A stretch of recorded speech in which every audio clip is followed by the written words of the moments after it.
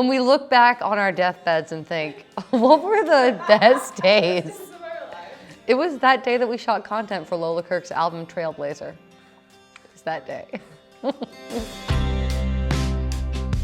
My name is Lola Kirke. Here are some of the stories behind the songs on my new album, Trailblazer. The first song on Trailblazer is called Trailblazer. I began writing this song while I was waiting for a plane at JFK. I feel like I'm either like jubilant or depressed or hungover whenever I'm at the airport, which is also incidentally how I am most days of my life. On this particular day, I was feeling very, very low. Most of the time when I'm sad, I will try and make sense of how I feel through writing. So I wanted to write about how I was feeling, start writing a song about it. I was like, what word rhymes with failure? And I was like, Trailblazer. I was like, Trailblazer, if you said it, if you sang it correctly, could rhyme. And then I was like, maybe that's a huge stretch. I don't know. I went to Daniel Toshin, who I was writing with for this record, who produced the record as well. And I was like, what do you think of this idea? And he was like, I think it's a really good one. Let's keep going. And we wrote the song Trailblazer. And the chorus of the song, the lyrics are, when you feel like a failure, well, maybe you're a trailblazer. And I kind of just really need to hear that sentiment a lot because I often feel like a failure. Sometimes you just gotta write the songs you wanna hear, you know? And I'm really happy with how it turned out. The next song on the album is called Easy on You. It's actually the oldest song on the record. I wrote it a few years ago, or I started writing it a few years ago. And I really loved it because I felt it expressed everything that I was feeling about being in a relationship and loving somebody who was having a really, really hard time. And I also loved it because when I originally wrote it, I thought I sounded like Axl Rose when I sang it. It had this kind of Guns N' Roses vibe, which is something I'm always going for. If you know anything about the GNR catalog, you know that some of those songs are pretty hard to sing. So I couldn't figure out a way to sing it that made it sound more like me or good. I just kind of let it sit on ice for a while. Austin Jenkins, who co-wrote the song with me, was like, I love that song. I think you should bring it to Daniel and see what he has to say about it and see if there's anything that, you know, any way that he can make it more singable for you. And he did, and I love the way it turned out. It ended up sounding more like an Eagles song or like a Gene Clark song, which I also love those bands. So Easy on You had this really fun journey, and now it is one of my favorite songs on the record. Track 3 is called 2 for 1. My friend and frequent collaborator, John Decius, brought this idea to me, and he had to explain it to me like 7 times. He was like, no, 2 for 1s. That's what 2 for 1s are for, and I was just so lost, even though I frequently will buy things that are 2 for the price of 1, which is what this song is about. It's about getting 2 drinks for the price of 1, and it's basically a classic, you know, tears in your beer or tequila song, which happen to be some of my favorite kinds of country songs, like Drinking Problem by Midland, or She's Actin' Single, I'm Drinking Doubles by Gary Stewart, which is such a classic song, or Tequila Does by Miranda Lambert. So I feel like me and John and Delaney Ramsdell, who I've also written with a lot, and Jason Nix, who I've also written with a lot, got to just write a very, very classic song. The 4th track on the record is called Marlboro Lights and Madonna. I wrote this song with Jason Nix, who I've written with a bunch and I absolutely love writing with, and another writer that I'm a huge fan of and I have always wanted to write with, but I've been very intimidated by, and that's Natalie Hemby. So when I finally got the opportunity to write with Natalie, I was like, oh my God, and I over-prepared and I wrote down like a ton of terrible ideas to bring to her. And when I got to her studio, we were just kind of like chatting for a while, and I was kind of like gearing up to present all these bad ideas. And like before I could even do that, she reminded me that when I first met her, for whatever reason, I had told her the story from my childhood in which my family and I were on vacation in Miami. We were at this restaurant and Madonna was eating at the restaurant. And my mom was like, go up to her and get an autograph from Madonna. And I think my autograph book was all full from Disney or something like that. I had an English accent at this time because I am from England, not for any other reason. I swear it was organic. But I was like, but what will she sign? I also smoked heavily. She was like, oh, and my mom like empties her packet of Marlboro Lights and gives it to me and I take it over to Madonna. You know, Madonna didn't even bat an eye at this 5-year-old with a packet of cigarettes asking for an autograph. And Natalie Hemby thought that was a hilarious story. We ended up getting to the line, when I think of my mama, I think of Marlboro Lights and Madonna. And we wrote this song that's just about having like an unconventional mom. And I'm so proud of the song. And I just feel like it's a great anthem because most moms are unconventional. I mean, I'm super jealous of people with really normal moms, but I think it's really amazing to have an unconventional mom, and I'm really proud of my unconventional mom. Track 5 is Hungover Thinkin. I also had the opportunity to write this song with some of my absolute favorite writers, Caitlin Rose, who is a musician that I have always been a fan of, and her mom, who is a legendary writer, Liz Rose. Caitlin and I wrote together a couple of times, and then Caitlin was like, I think that we need to get together and write with my mom, and I was like, okay. So when the day finally came, I very awkwardly, strangely showed up like 45 minutes early. There was a scheduling error, but I didn't really know that that had been made, so I was just sitting in Liz's living room by myself waiting for people. Caitlin like finally comes in, and then like Liz comes in and she's like very, very flustered. I don't care, I'm just like so stoked to be there. And Liz is like, I'm sorry everybody, my brain isn't working, I'm just hungover thinking right now. And we were like, whoa!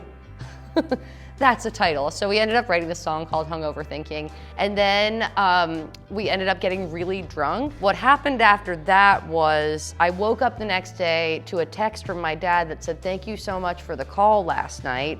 Didn't remember that. And a number of photos on my phone of me and Liz, I think cuddling while watching the film now and then. So I really love this song. I really love Liz and Caitlin Rose. And you know, I live to tell.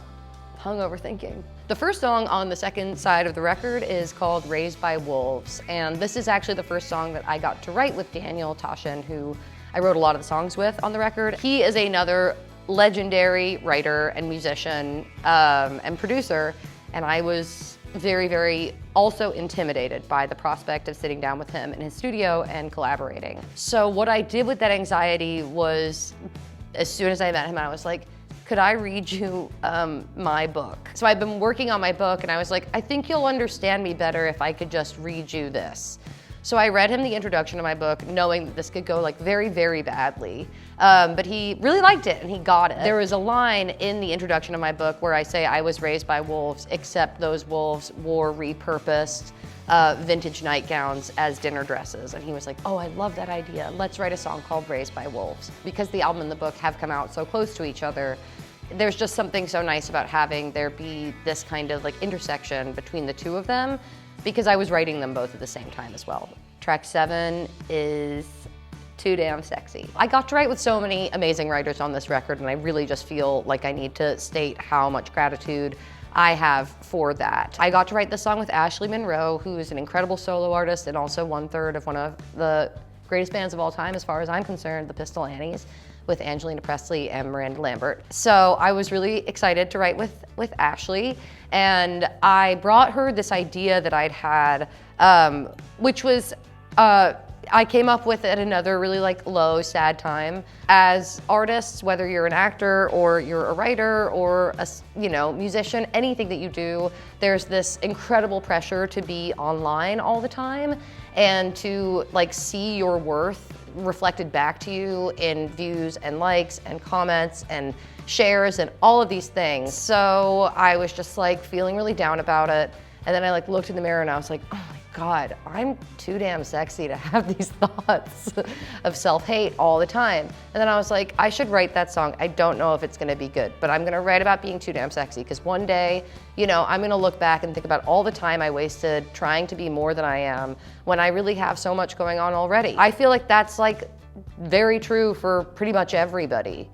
Or everybody. That's true for everybody. The internet makes you feel bad about yourself, so you continue to use it, and you are too damn sexy for that shit. So I wrote that song with Ashley Monroe, and yeah, it's just another like pep you up song. And again, sometimes you really do need to write the songs that you want to hear. Track 8 is Zeppelin III. This is a very personal song. It's probably one of the saddest songs I have ever written. I got to write this with two people I write with a lot, Jason Nix and Delaney Ramsdell, and they came over one day and they were like, so what's something you have not yet written about? And I was like, I think I haven't written about my relationship with my dad, really. We wrote this song, which is basically about like somebody that you thought would be in your life in a major way forever, taking a more minor role in your life, and the grief that comes with that, and just that kind of distance that's really, really hard to patch up sometimes between two people. I wanted to, through that, also talk about all the things that my dad really did show me. Music was always such a huge part of our relationship. We ended up writing Zeppelin III, and the chorus is, he showed me Zeppelin III, he showed me how to drive, he showed me how to laugh at things that ought to make me cry. I guess he tried his best,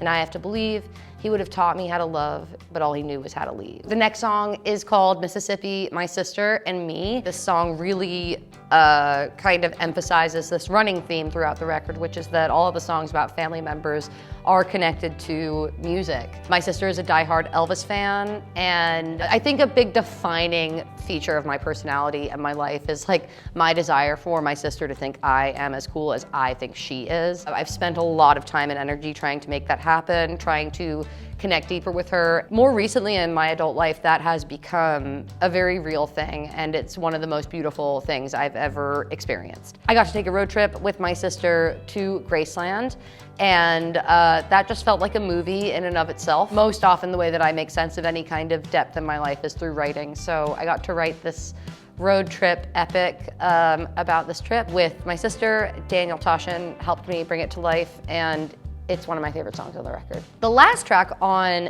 the record is called Bury Me in New York City. It was a title that I'd had for a while, and I had always wondered like what kind of song it should be. Like, should it be a ballad about my death? No. Originally when Daniel, Tasha, and I wrote it together, we wrote it as this kind of like Dwight Yoakam song, and it was really, really fun. I love a country song about New York City because I feel like so much of country music is like singing about like your hometown. And I love country music, and I tend to make music that is country leaning or country inspired. So I wanted to write a true version of that for me, and that came out as Bury Me in New York City. But when we got into the studio with these incredible musicians, Todd Lombardo, Lex Price, Fred Eltringham, and Russ Paul on the steel, the vibe just shifted, and we came up with something that was a lot groovier and definitely has like a more like New Riders of the Purple Sage vibe, which are one of my favorite bands as well. I just think it's like the perfect way to end this record. It's a little bit country and a little bit rock and roll, just like me and Donnie and Marie Osmond, which that's a reference for an older generation. We had 8 days slotted to record the album Trailblazer. We ended up doing it in 5, and sometimes I like to take credit for that and say like, oh, that's because I spent the months leading up to this covered in fake blood in my trailer in New Orleans shooting a vampire movie, practicing all this music to a metronome. And while that's true, that's probably not why it went so fast. We just had such an incredible band. As I just was saying, Lex Price, Russ Paul, Fred Eltringham, Todd Lombardo, whose studio we also recorded in, and Daniel Toshin, and then Justin Francis, amazing, amazing engineer, and then Caitlin Rose and Delaney Ramsdell, 2 of my co-writers, sang a lot of harmonies on here. It was just dreamy and easy. It's the first time I've ever actually played guitar on a record of mine, and that felt like a huge accomplishment. It was also my first time playing a rubber bridge guitar, which is a really unique sounding version of a guitar. It's just got like a kind of more dead sound. Daniel gave me one of those. It's a really cool one, but I wanted to get another rubber bridge guitar. And I was looking for one that I could like take on tour, and I ended up finding this one weirdly called the Trailblazer. It was a 1950s model guitar called the Trailblazer. And I was like, oh, that's perfect, because my album's called Trailblazer. Yeah, that's it.